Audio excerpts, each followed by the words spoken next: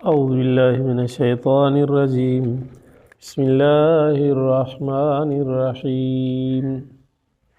इन्न क़ारून कान मिन क़ौमि मूसा फ़बग़ा अलैहिम वआतैनाहु मिनल कुनूज़ि मा इन्न मफ़ातिहहु लतनूअ बिल-उस्वति उलिल क़ुव्वा इज़ क़ाल लहू क़ौमुहु ला तफ़रह इन्नल्लाह ला युहिब्बुल फ़रिहीन। वब्तग़ि फ़ीमा आताकल्लाहु द्दारल आख़िरत वला तंस नसीबक मिनद्दुन्या वअहसिन कमा अहसनल्लाहु इलैक वला तब्ग़िल फ़साद फ़िल अर्ज़ इन्नल्लाह ला युहिब्बुल मुफ़्सिदीन। क़ाल इन्नमा ऊतीतुहु अला इल्मिन इंदी अवलम यअलम अन्नल्लाह क़द अह्लक मिन क़ब्लिही मिनल क़ुरूनि मन हुवा अशद्दु मिन्हु क़ुव्वतन व अक्सरु जमआ वला युस्अलु अन ज़ुनूबिहिमुल मुजरिमून। फ़ख़रज अला क़ौमिही फ़ी ज़ीनतिही क़ाल अल्लज़ीन युरीदूनल हयातद दुन्या या लैत लना मिस्ल मा ऊतिय क़ारून इन्नहु लज़ू हज़्ज़िन अज़ीम। वक़ाल अल्लज़ीन ऊतुल इल्म वैलकुम सवाबुल्लाहि ख़ैरुल लिमन आमन व अमिल सालिहा वला युलक़्क़ाहा इल्लस साबिरून। फ़ख़सफ़ना बिही व बिदारिहिल अर्ज़ फ़मा कान लहू मिन फ़ियतिन यंसुरूनहु मिन दूनिल्लाह वमा कान मिनल मुंतसिरीन। वअस्बहल्लज़ीन तमन्नौ मकानहु बिल्लम्सि यक़ूलून वैकअन्नल्लाह यबसुतुर रिज़्क़ लिमन यशाअु मिन इबादिही व यक़दिर लौला अम्मन्नल्लाहु अलैना लख़सफ़ बिना वैकअन्नहु ला युफ़्लिहुल काफ़िरून। सदक़ल्लाहुल अज़ीम।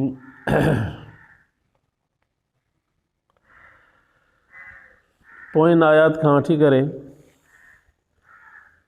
हज़रत मूसा अलैहिस्सलातु वस्सलाम जो वाक़ियो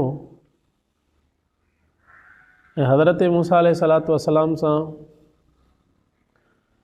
मद्दे मुक़ाबिल जेको हुयो उहो फ़िरऔन हुयो। अल्लाह हुजण जी दावा कई है, माण्हुनि खां पंहिंजी पूॼा कराए पियो, क़ौम बनी इसराइल खे पंहिंजो ग़ुलाम करे रखियो है। त अल्लाह तबारक व तआला उन ॾे मूसा अलैहिस्सलातु वस्सलाम खे नबी करे मोकिलियो ऐं संदन हज़रत हारून अलैहिस्सलाम। इन्हनि मूसा अलैहिस्सलातु वस्सलाम ऐं हज़रत हारून अलैहिस्सलाम इन्हनि अची करे इन्हनि खे तबलीग कई। नताइजतन इन्ही ॻाल्हि ते जो हज़रत मूसा ऐं हज़रत हारून अलैहिस्सलाम खे मञे, उन्हनि जे मथां ईमान आणे, उन्हनि सां मुक़ाबले लाइ तयारु रहियो। मुनाज़रा थिया जेको पोयनि रुकन में गुज़री चुको आहे। हज़रत मूसा अलैहिस्सलातु वस्सलाम खे जेके अल्लाह ताला मौजज़ात अता कया हुआ, उन्हनि हज़रत मूसा जे मौजज़े खे जादू सम्झो, जादूगरनि खे वठी करे मुक़ाबले लाइ तयारु थियो।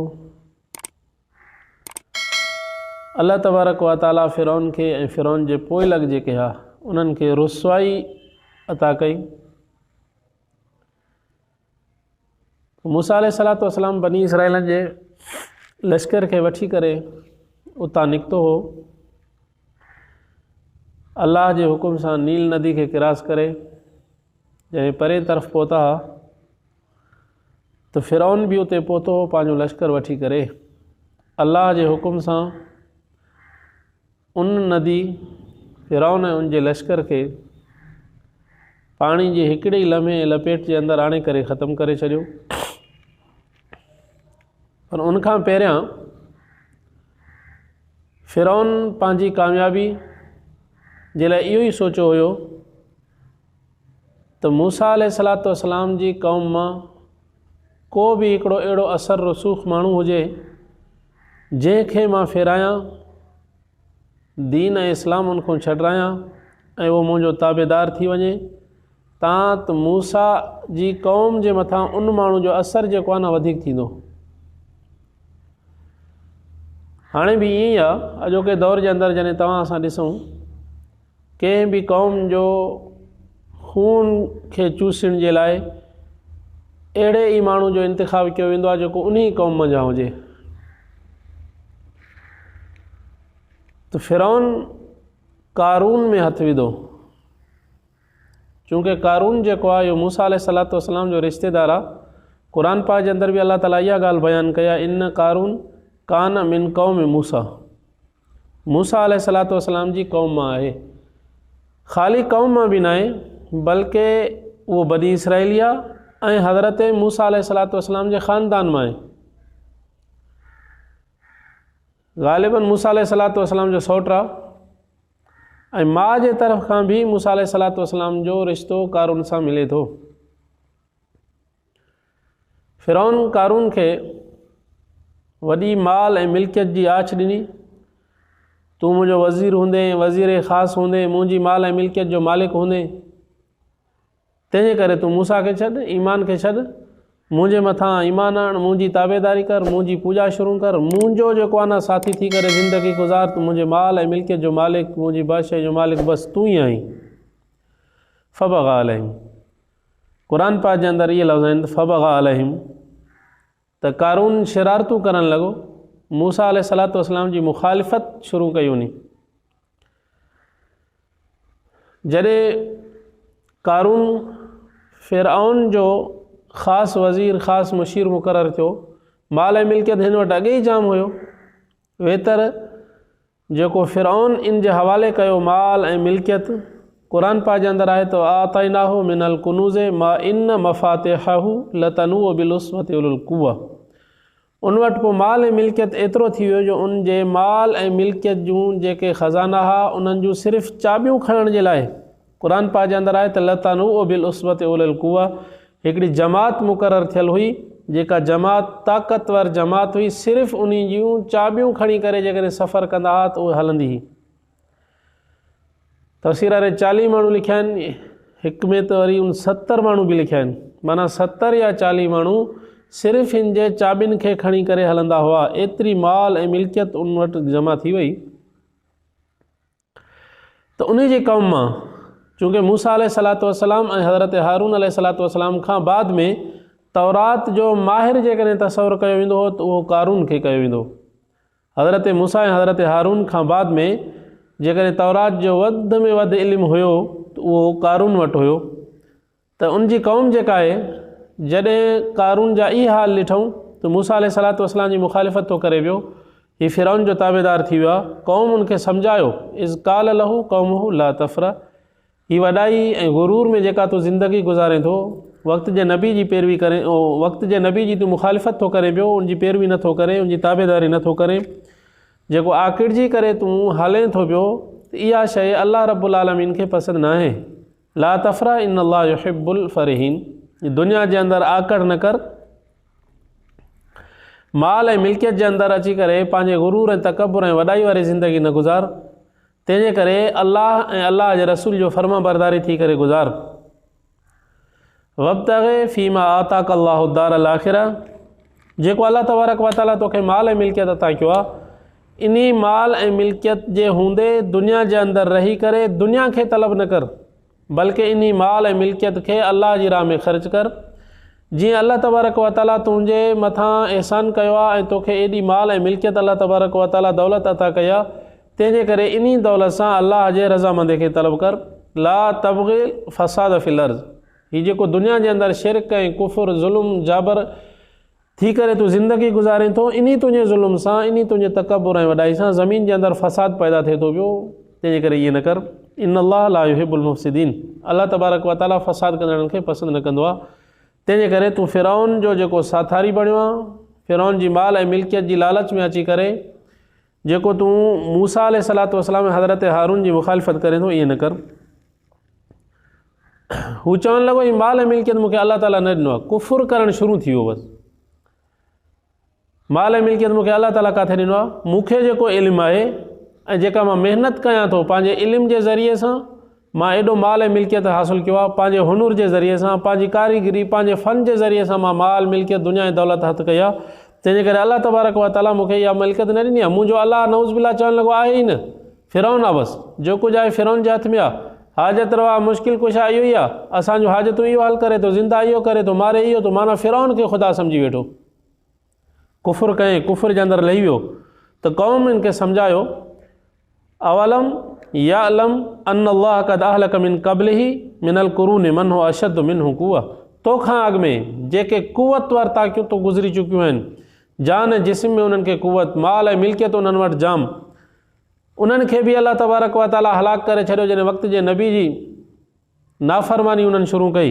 नाफ़रमानियुनि जो नतीजो इहो आहे त अल्लाह तबारक व ताला आसमानी अज़ाब जे अंदरि उन्हनि खे ख़तमु करे छॾींदो आहे। वाक्सर जमा, तोखां त वधीक आहे उहे माल जे एतबार सां जेके हलाक थी चुका आहिनि, उहे क़ौमूं वधीक ताक़तवर हुयूं जेके हलाक थी चुकियूं आहिनि। वला युसअलु अन ज़ुनूबिहिमुल मुजरिमीन, अल्लाह तबारक व ताला मुजरिम इंसान, काफ़र इंसान, मुशरिक इंसान खां क़यामत जे ॾींहुं इहो सुवाल ई न कंदो त तव्हां केतिरा गुनाह करे आहियो, केतिरा नेकियुनि जा कमु करे आहियो।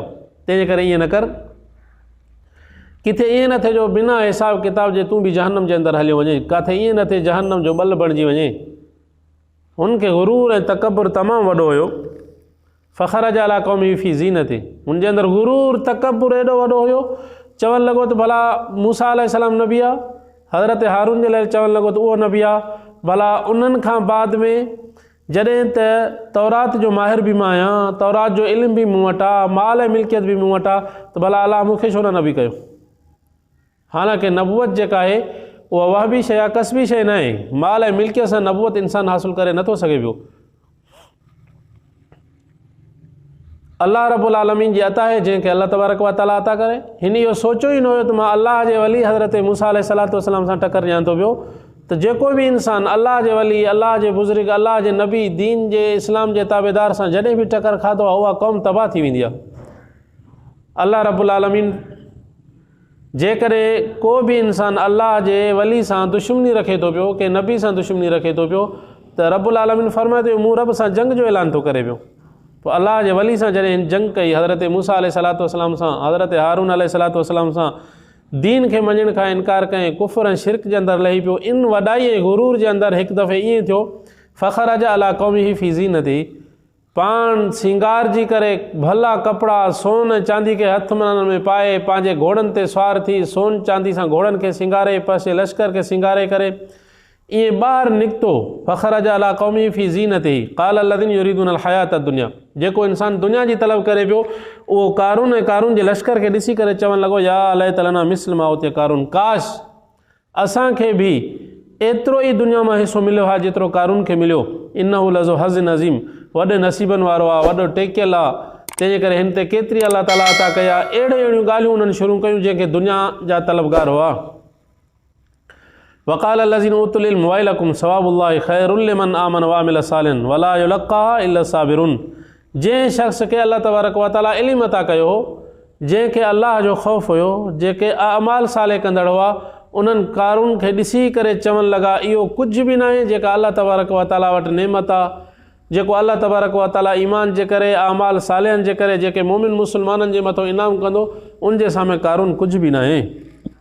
ईअं वॾाई ऐं गुरूर जे अंदरि जॾहिं घुमंदो अचे पियो, घुमंदे घुमंदे घुमंदे फ़ख़सफ़ना बिही व बिदारिल अर्ज़, अल्लाह रब्बुल आलमीन इन मूसा अलैहिस्सलातु वस्सलाम सां टकर खाधो। हिकिड़ी मजलिस जे अंदरि मूसा अलैहिस्सलातु वस्सलाम बयान पे कयो, क़ौम खे हिदायत पे कयईं तौहीद जी, अल्लाह जी वहदानियत जी, वक़्त जे नबी जी पैरवी जी। हिन हिकिड़ी कारून माई खे तयारु कयो, चई त जॾहिं मूसा हद बयानु करे, चोरी जी, ज़िना जी, किसास बयानु करे, उन टाइम ते तूं उथी करे मूसा अलैहिस्सलातु वस्सलाम जे लाइ नऊज़ बिल्लाह चइजांइ त हिन ख़राबु आहे मूसां, मूसा अलैहिस्सलातु वस्सलाम जे मथां इल्ज़ाम हणजांइ।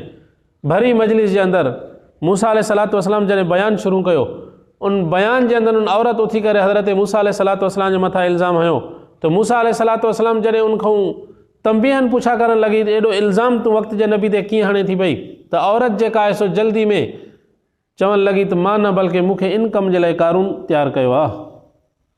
अल्लाह जे नबी सां एॾी जंग जो ऐलान कयईं त रब साईं फरमाए थो पोइ जेकॾहिं मुंहिंजे वली मुंहिंजे नबी सां को बि जेकॾहिं जंग जो ऐलान कंदो त मां अल्लाह बि उन सां जंग जो ऐलान थो कयां पियो। एॾी वॾाई गुरूर तकब्बुर में हलंदो थो अचे पियो। फ़ख़सफ़ना बिही व बिदारिल अर्ज़। अल्लाह रब्बुल आलमीन उन ई ॻोठ जे अंदरि जिते हिन तकब्बुर वॾाई ऐं गुरूर वारी ज़िंदगी गुज़ारे पियो, जंहिं ज़मीन जे मथां रही करे अल्लाह ऐं अल्लाह जे नबी जी मुखालिफ़त हिन शुरू कई, वक़्त जे नबी जी वक़्त जे रसूल जी मुखालिफ़त शुरू कई, रब से फरमाए तो उन ई ज़मीन जे अंदरि मां उनखे उन जे लश्कर ई समय ज़मीन में ख़सफ़ करे छॾियोमांसि। उहो हलंदो थो वञे पियो हाणे ताईं। कोई अहिड़ो माण्हू न थियो फ़मा कान लहू मिन फ़ियतिन यंसुरूनहु मिन दूनिल्लाह, जो अल्लाह खां सवाइ उथी करे कारून जी मदद करे, ज़मीन जे ॻीहण खां जेको आहे सो कारून खे बचाए। रब से फरमाए थो वमा कान मिनल मुंतसिरीन, केरु आहे भला अल्लाह रब्बुल आलमीन जी ज़ात खां सवाइ केरु आहे जेको मदद करे कंहिंजी?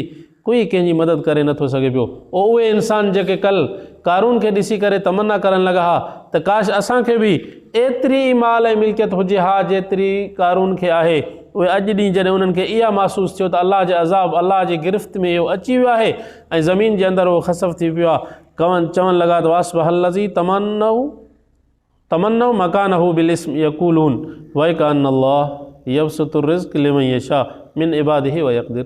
अल्लाह रब्बुल आलमीन जी मर्ज़ी आहे जंहिंखे रिज़्क़ कुशादो अता करे। अल्लाह रब्बुल आलमीन जी मर्ज़ी आहे जंहिं ते रिज़्क़ तंग करे छॾे। लौला अमन अल्लाह अलैना लख़सफ़ बिना, चङो थियो जो असां फ़िरौन जे कारून जे लश्कर में कोन हुआसीं, जेकॾहिं असां हुजूं हा त असां बि ईअं ई गर्क थी वञूं हा। तंहिंजे करे वक़्त जे नबी जी मुखालिफ़त जेका आहे उहा करणु इंसान जे लाइ ईअं आहे ॼण त पंहिंजी तबाही जो सामान तयारु थो करे पियो। इंसान ज़ात जे मथां लाज़िम आहे त इंसान पंहिंजे वक़्त जी नबी जी ताबेदारी करे। वैक अन्नहु ला युफ़्लिहुल काफ़िरून, जेको इंसान वक़्त जे नबी जी नाफ़रमानी थो करे, अल्लाह जी वादानत जो इनकार थो करे पियो, शिरक ऐं कुफ़ुर वारी ज़िंदगी गुज़ारे थो पियो, त उहो कॾहिं इंसान कामयाबु थी सघंदो? तंहिंजे करे अहिड़ी क़ौम कॾहिं कामयाबु थी नथी सघे पई जेका वक़्त जे नबी जी मुखालिफ़त करे। तंहिंजे करे तव्हां असांजे मथां सोचणु घुरिजे, तव्हां असांजे मथां लाज़िम आहे त तव्हां असां सोचूं। किथे ईअं त न आहे जो तव्हां असांजो किरदारु, तव्हां असांजी गुफ़्तार, तव्हां असांजो उथणु वेहणु कंहिं वक़्त जे नबी जी मुखालिफ़त में त नथो वञे पियो। किथे ईअं न थिए त वक़्त जे नबी जी मुखालिफ़त कंदे कंदे तव्हां असां बि अलाह जे अज़ाब में अची वञूं।